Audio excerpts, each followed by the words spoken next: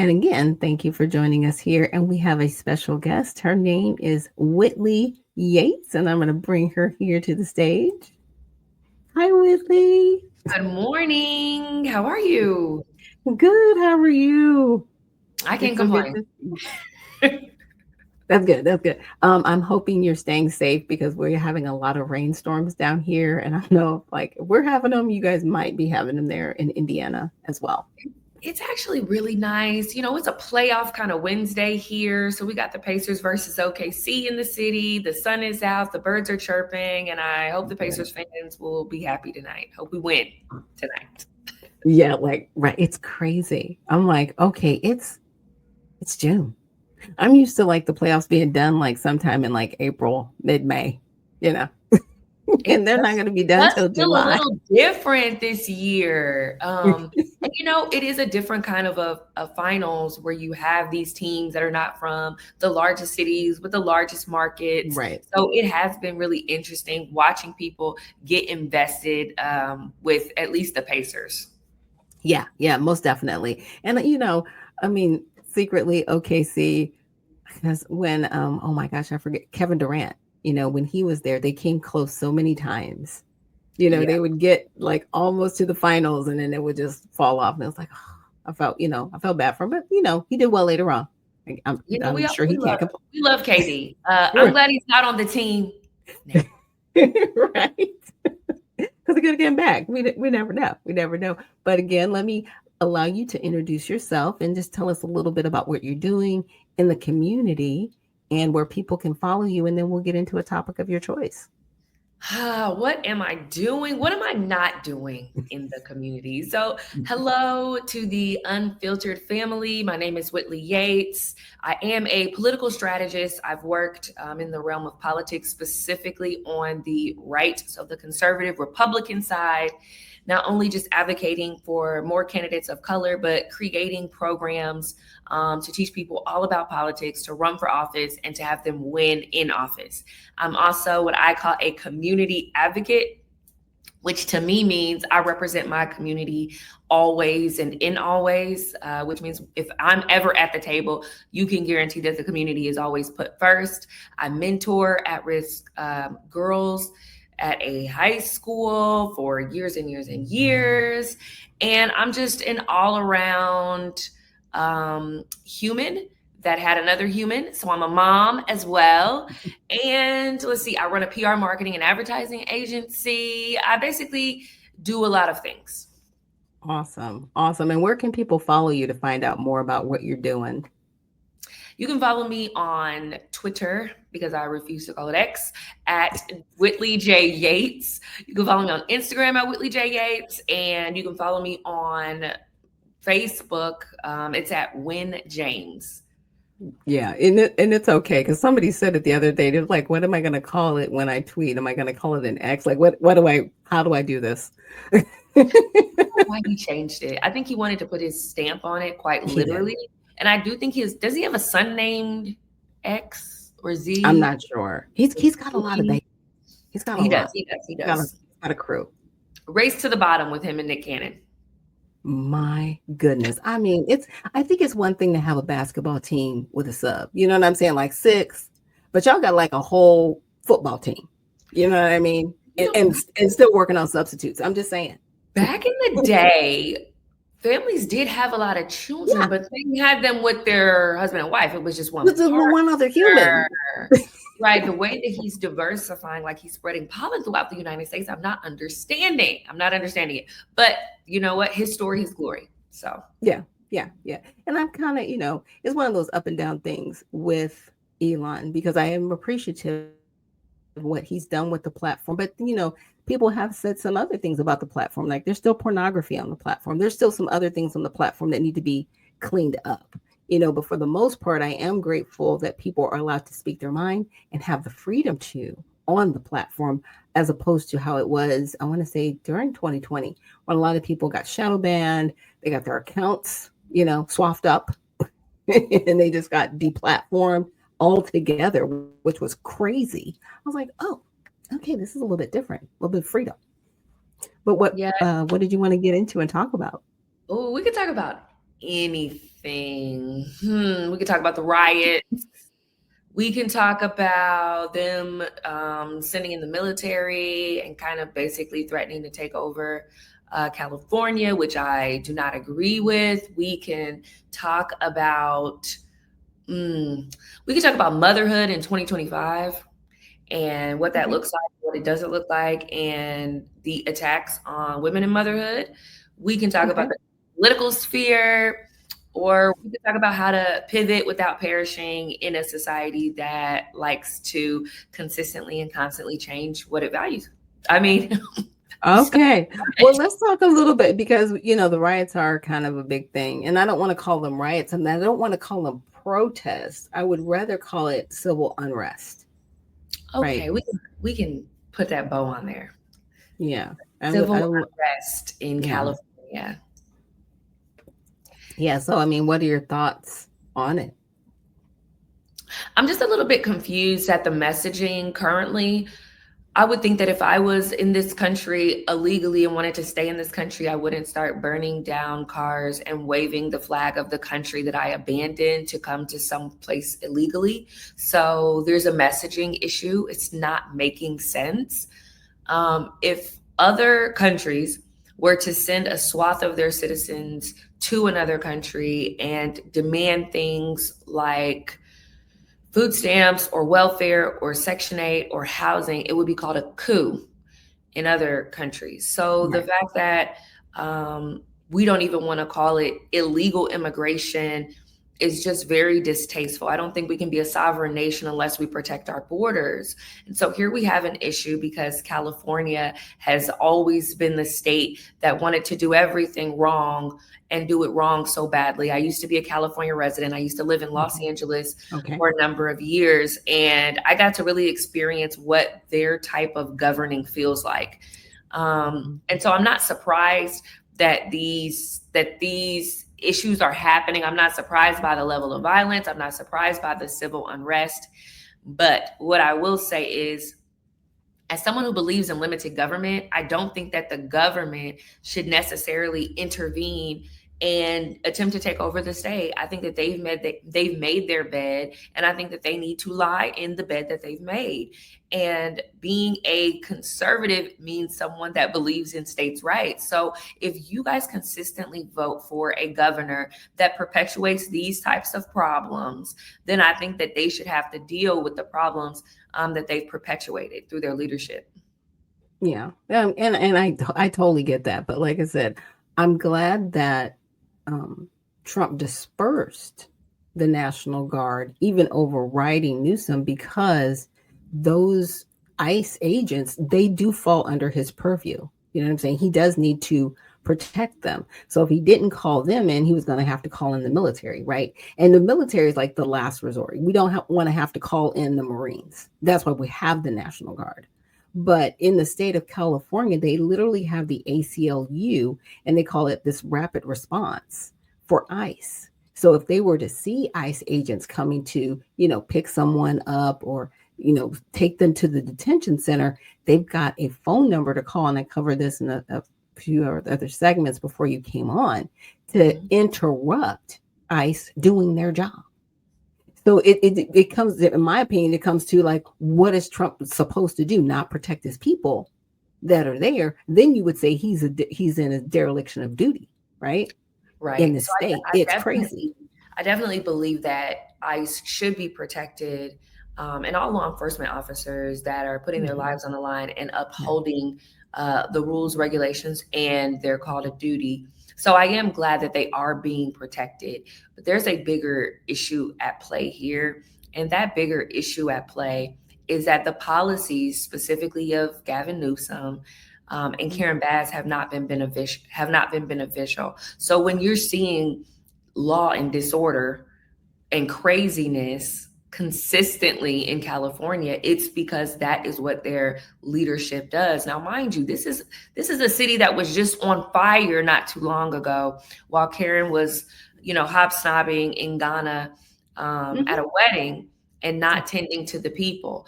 So we go Mhm. from natural disasters that were mismanaged and handled poorly now to civil unrest and people setting cars on fire and attacking law enforcement officers. And so you're going to consistently see these types of problems when your policies perpetuate this type of petulance. Yeah, definitely. Now I completely want to shift gears and talk about some things a little bit happier. Okay, let's talk about motherhood in 2025. When you brought that up, I was like, wow, that would be great because you are a younger mom. You know, my youngest is 26. So Okay. that's my baby girl. you know, and then we're a blended family. So I have a bonus son and he's 20. He'll be 21 next year. So he's, getting into adulthood. And then I have a 9-year-old grandson. But I wanted to talk to you about, what does motherhood look like in 2025? Motherhood in 2025, I can tell you what it looks like, but let me tell you what it feels like first. It feels like a constant battle where Mm, I am always attempting to protect my daughter from what she's exposed to, from what she sees, and from the mm, rewriting of what's normal. right. And I say that to say, because in 2025, everything can be renegotiated, right? You can be born a woman and renegotiate to be a man. And there is a pushing of different types of agendas specifically on our children. So I have a 10-year-old daughter, and she asked if she could go to the Pride Parade. And it was a big deal that she had asked to go to the Pride Parade because I had found out after doing some investigating that she had spent the night over one of her friend's house, and she not only had attended a Pride Parade previously, so before she was 10 years old, but also was in the Wow. parade. And that was, Wow. yeah, that was a little Mm, bit alarming for me because I did not know that. And I was disappointed because I honestly believe that we should be protecting kids from anything sexual until they're at an age absolutely. where they can understand and you can be Hmm. able to decipher. And I believe that I, as a parent, should have the right to what my child is exposed to and what she's Right. not exposed to. So no more supper parties and sleepovers at this point in time because boundaries have been crossed. But it's just really challenging to keep my child at least protected from the information that she's receiving, specifically when Yeah. society is attempting to normalize certain behaviors. Hmm. And growing up in the church and still being a part of the church, I want to make sure that she is rearing like morals and character and biblical principles. So she's in a Right. private Christian school. And it has been very challenging. And I honestly feel like motherhood and mothers have been on attack. They've attempted to strip our labels and call us birthing persons, um, Hmm. Hmm. not breastfeeders, but chest feeders. All of these things are changing. And it's not, I don't believe, to the benefit of the greater good, but honestly to succumb to a niche population. And it has felt like an attack, not only an attack on my child, but an attack on me, someone who risked my life to give life. And so Hmm. it has been quite challenging to navigate, especially being sensitive of the proclivities that are people's preferences, right? Grown people can do whatever they want, but stay away from my child, right? Um, Right. Teach whatever you want. If you want to read books, there are so many nursing homes that you can read books at. I don't Hmm. believe it should be in my child's elementary school classroom, right? Right. Um, Right. and so I just have and take issue with all of these things, and I'm questioning the intentionality of the agenda. And I know that a lot of people within the community that I am actually friends with are against a lot of the behaviors that are going on, but it Yeah. seems like they are, the a silent minority as opposed to a strong majority. Yeah. Yeah. And I hear where you're coming from because, in my opinion, there's a difference between the LGB and then the LGBTQIA plus. Right? They're two separate things. LGB, they're just like they're they live an alternative lifestyle where they know they are. They know who they are. They're not trying to be anybody else. They are just trying to live their lives, period. Where the LGBTQ plus IA, they want everybody to succumb to their ideology. which in fact is a religion and it's a cult. And the reason why I say this is because if you say anything against them, they will shout you down. If you do not believe the way they do, they will shout you down until you succumb to their belief system. Whenever you wanting people to believe something, even if it isn't true, that is a cult. Plain and simple. I'm so sorry that your daughter, got pulled into this. And I know as a parent, and I just want to say you're amazing, mom. If nobody's told you, because it's a thankless job. Number one. And I definitely understand it. And thank you for, sharing that with us, because it's painful when you're trying to pick up the pieces, right? And you don't know what your child's been exposed to. And you're like, you don't know what imprints are in her mind and what's going on with her every day, and hopefully you guys have a good enough relationship. And at some point she can say, you know what, mom, I saw this and I didn't feel comfortable with it at the time, but I didn't know how to express it. Now that I have more information, I can tell you, right? And you may end up having those conversations. I don't think the community, the LGBTQIS, I don't think they realize how damaging and scarring what they're doing is, especially to children who don't understand what they're doing as adults. They don't get it. They're being subjected to things that they cannot process. And that's the harm, right? And it's like, okay, you have the right, you say, to express yourself, but we have decency laws in all states across this country. And there are certain things you cannot do in public, especially in front of children. And those are the things that I think need to be enforced. But again, I'm so sorry that you had to go through that. You know what's interesting? When you talk about groups that want their voices heard and shouting people down that say things differently, I think it is very synonymous with many different movements that we see today. So they haven't necessarily reinvented the wheel per se when it comes to wanting to be heard and the way in which they utilize their voices to be heard. I think the dissonance for me comes when you begin to force people into the language, you begin to mandate it. Yes. And almost begin to police it or put it into policy to where other people then have to use it, even if it goes against what they may believe, what they may physically see, even if their intentionality is good and wholesome and not maligned. And so I think that a lot of times, like the demonization of people, the canceling of them and all of that stuff, when it comes to the differences of opinion, really should subside. You can live your life the way that you want to. And that has absolutely nothing to do with my household until it has everything to do with my household. And so I think that allowing people to be who they are and to love whoever they want to love, not in my bed, not in my house, it don't matter to me, is great. Right. But when it starts coming into the school systems, when it starts coming into the books, when it starts, being presented in ways to my young child that I then have to explain. And a lot of it, I don't even understand. So I can't even explain some of these concepts. I'm in the Bible like, well, we got to read about right. what the Bible says. And trying to really just take a Christian approach of love first, but really just having to understand the complexities of all of these different things in our changing society. It's overwhelming. And then on top of that, basically being told that I'm not a woman or I'm not a mother, I'm just a birthing person. It just sounds very Handmaid's Tale to me. Yeah, it's crazy. But I would recommend a book to you that was recommended to me when my girls were growing up. And it's called Sticky Situations. I think you might still be able to get it on Amazon. And it may not have current events in there, but what it does is they're little short stories, and at the end of it they're situational, and so you get to answer broader questions like, well, what would you do in this situation, or how would you think in that situation? And I think it's a good tool to use, especially now, because kids are really in sticky situations where they don't want to hurt their friends' feelings, right? And they want to go along with the in crowd, and they want to be, how should I say it? Children live to please us, right? And when we give them attention and when we're showering them with love, when they do things, that's what they want. And unfortunately, they're being showered with love for doing the wrong things. And then when they stand back and they want to stand up for what's normal, they're demonized. So what are children going to do? Right?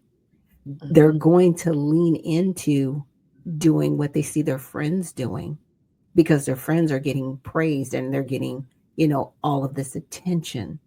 And that's the downside, and that's the sick part, that we really have to, pull our kids back and say, you know what, even if people on the outside of this build of our house don't give you praise, just know I always love you. God loves you, and being that center first. But just let me know your thoughts. So it's really interesting you said that because I was talking with my first lady this Sunday about this very topic. And it Mm. happened because my daughter put a little like side table in the pool to make it appear that she was walking on water after learning that Jesus walked on water. And so we were talking about it, and she was like, "Well, you didn't like get on her, did you?" And I said, "Absolutely, I did. She shouldn't be putting furniture in the pool." And so my first lady then tells me, like, how do you guide the heart, right? Because the Mm. heart of her actions was so pure, and she's reading these stories and she's learning about all of these things through Sunday school. And so the fact that she wants to act them out is such a beautiful and pure experience. And then she talked about her own personal experiences with having, I believe it was her nephew, who was raised, and every time he would do something wrong, they'd be like, no, it's this way, it's this way, it's this way. And he was raised very strict. And she was like, and now he is a part of the LGBTQ community. And she Mm. talked about the way in which that community embraces people and the way in Mhm. which they create a family and love and Yeah. acceptance, no matter who you are, no matter what you're going through, no matter what you're struggling with. And she Yeah. said, this is the way that we as Christians should be, right? It should be acceptance first before authoritarian. And she was basically saying, like, that there's a way to look at the actions of a child, even when they're wrong, and to guide their heart based upon their heart posture. Yeah. And how we as parents are in this world now and seeing all these crazy things. And so when we see misbehavior, we want to correct it so quickly and so fast and not give room for the child to be, to experience, to understand, etc. Because our fear is that the child will then get wrapped up in the world, when in real, and I said, I'm a spare the rod, spoil the child kind of parent.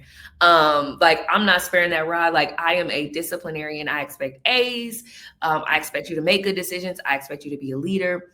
And I've raised my daughter that way. And so basically she was warning me of really Mm. just looking at the heart posture of my child and wrapping my arms around her, even when she makes mistakes, and Mhm.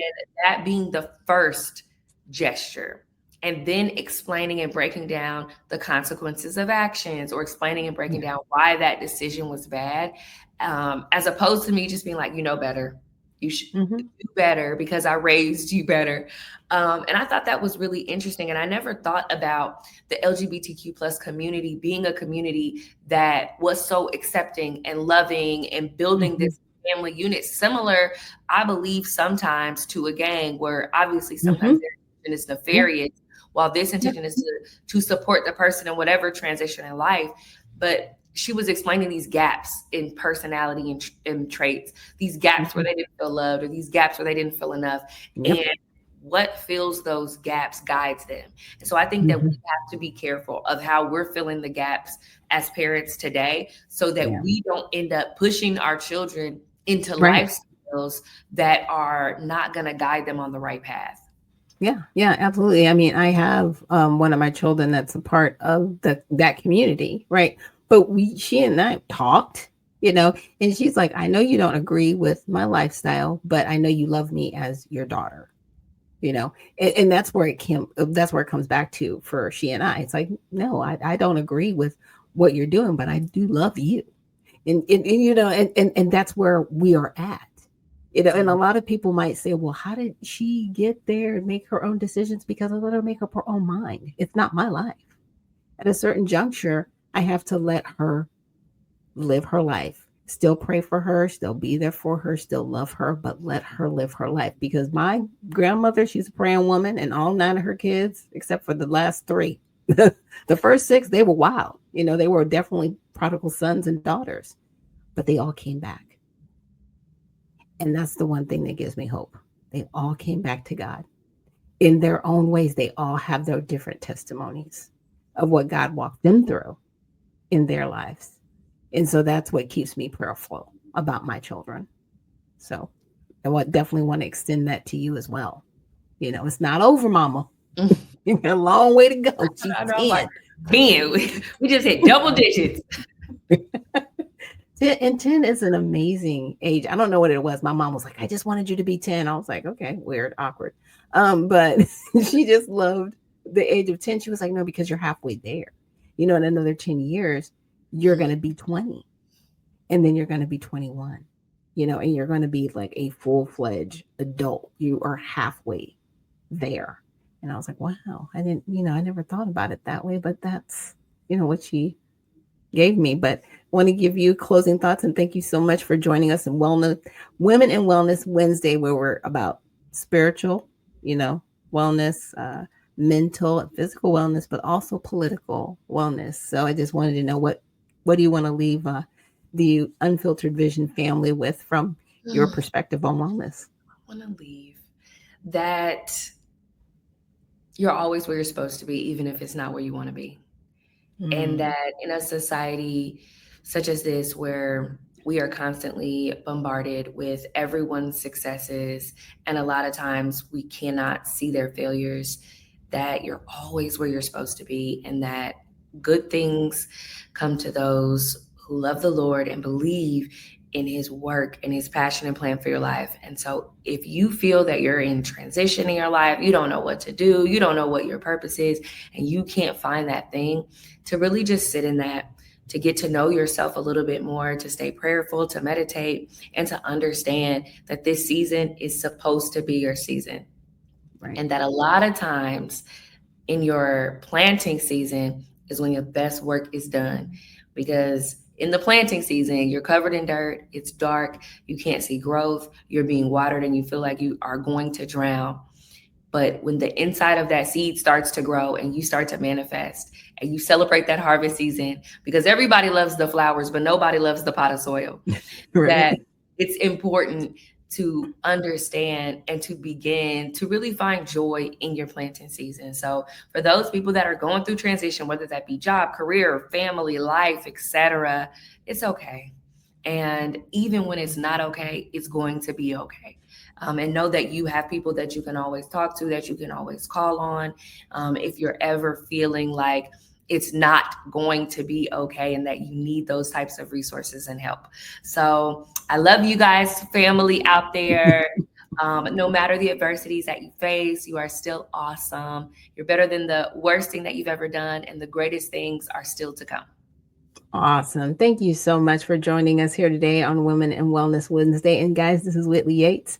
Definitely give her a follow. She is on X at Whitley J. Yates. So thanks again for joining us. Thank you. All right, guys. And with that, we will see you on the other side.